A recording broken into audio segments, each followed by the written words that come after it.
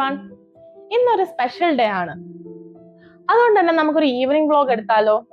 So welcome back to my channel journey with Ash. അതെ, ഇന്നൊരു special day ആണ്. എന്നെ ജോലിന്റെ വിവാഹം കഴിഞ്ഞിട്ട് ഇന്ന് 2 കൊല്ലാവാൻ പോവാണ്. So happy second wedding anniversary to us. ഒന്ന് പുറകിലോട്ട് നോക്കുമ്പോൾ എനിക്ക് തന്നെ അത്ഭുതം തോന്നാറുണ്ട്. ഒരു 9ാം ക്ലാസ്സിൽ തുടങ്ങിയ ഫ്രണ്ട്ഷിപ്പിൽ നിന്നും ഒരു ഫാമിലിയായി മാറിയിരിക്കുന്നു. അപ്പൊ നിങ്ങൾ വിചാരിക്കും ഞങ്ങൾ അന്ന് തൊട്ട് ഇഷ്ടത്തിലായിരുന്നു എന്ന്. എന്നാലല്ല, ഒരു 25ാം വയസ്സ് കഴിഞ്ഞ ശേഷമാണ് ഞങ്ങളുടെ ഫ്രണ്ട്ഷിപ്പിനെ ഞങ്ങൾ മാരേജിലോട്ട് നയിച്ചത്.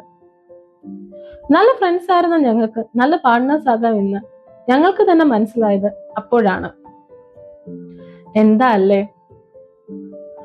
സംസാരിച്ചിരുന്ന ടൈം പോയതറിഞ്ഞില്ല. ജോൽ എത്തിയിട്ടുണ്ട്. ജോലി ഫ്രഷായി വരുമ്പോഴേക്കും നമുക്ക് നൈറ്റ് കഴിക്കാനായിട്ട് ഒരു ബിരിയാണി റെഡിയാക്കാം. വലിയ പാടൊന്നും ഇല്ലെന്നേ. ഒരു കുക്കറിലോട്ട് റൈസ് വേവിക്കണം, മറ്റേ കുക്കറിലോട്ട് ബീഫ്.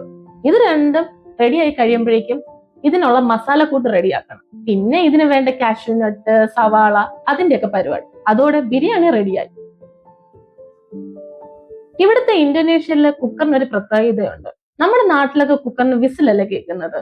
ഇതാണെങ്കിൽ ജസ്റ്റ് ഇങ്ങനെ കറങ്ങിക്കൊണ്ടേയിരിക്കും. ഇതിന്റെ ഇൻസ്ട്രക്ഷനിൽ കൊടുത്തിട്ടുള്ളത് തന്നെ 5 മിനിറ്റ് റൈസ് വേവിക്കാൻ. അത് ഇവിടുത്തെ സ്റ്റിക്കി റൈസിന്റെ കാര്യമായിരിക്കും. ഞാൻ ഇവിടെ അതിനൊരു അളവ് വെച്ചേക്കുന്ന 1 മിനിറ്റ് ഒരു വിസിലിന്. അങ്ങനെയാണ്. ബീഫ് റെഡി ആയിട്ടുണ്ട്. ഫുഡൊക്കെ പ്രിപ്പയർ ചെയ്തതിനു ശേഷം ഞാൻ കരുതി ജോലിനെ എനിക്കും കൂടി ഒരു കോഫി ടൈം എടുക്കാന്ന്.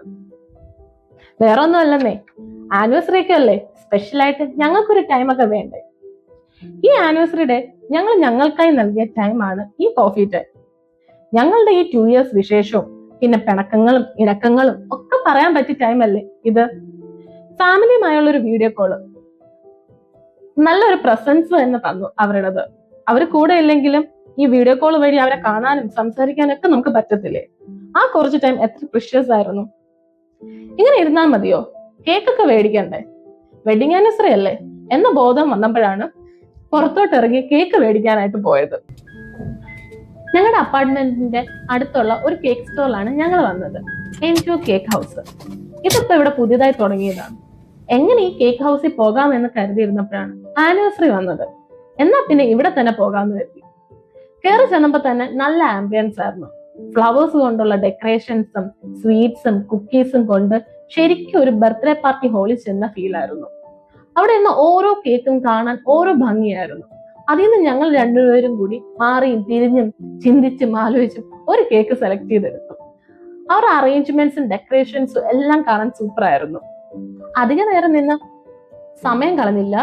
പെട്ടെന്ന് ചെന്ന് കേക്ക് കട്ടിയാനുള്ളതല്ലേ, ചുമ്മാ അങ്ങ് കട്ട് ചെയ്യാൻ പറ്റില്ലല്ലോ, ഒന്ന് റെഡി ആവണ്ടേ. അങ്ങനെ ഞങ്ങളുടെ കേക്ക് കട്ടിങ് പരിപാടി തുടങ്ങി.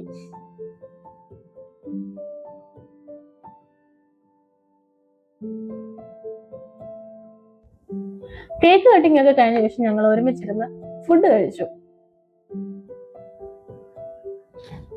ഫുഡൊക്കെ അടിപൊളിയായിരുന്നു. ഞാൻ പറഞ്ഞല്ല, ജോൽ പറഞ്ഞതായിരുന്നു. ഫുഡ് കഴിച്ച ഉടനെ തന്നെ ഞാൻ പോയി ഡ്രസ്സ് മാറി. എനിക്ക് കിച്ചണിൽ കുറച്ച് ഡ്യൂട്ടി ഉണ്ടായിരുന്നു. ആ ഡ്യൂട്ടിയൊക്കെ ഇപ്പൊ കഴിഞ്ഞിട്ടുണ്ട്. ഇനി ബെഡിലേക്ക് പോകാൻ സമയമായിട്ടുണ്ട്. അപ്പൊ എന്റെ ഈ simple second wedding anniversary day നിങ്ങൾക്ക് ഇഷ്ടമായെന്ന് ഞാൻ കരുതുന്നു. അപ്പൊ അടുത്തൊരു വീഡിയോ ആയി കാണുന്നവരെ ബൈ ആൻഡ് ടേക്ക് കെയർ.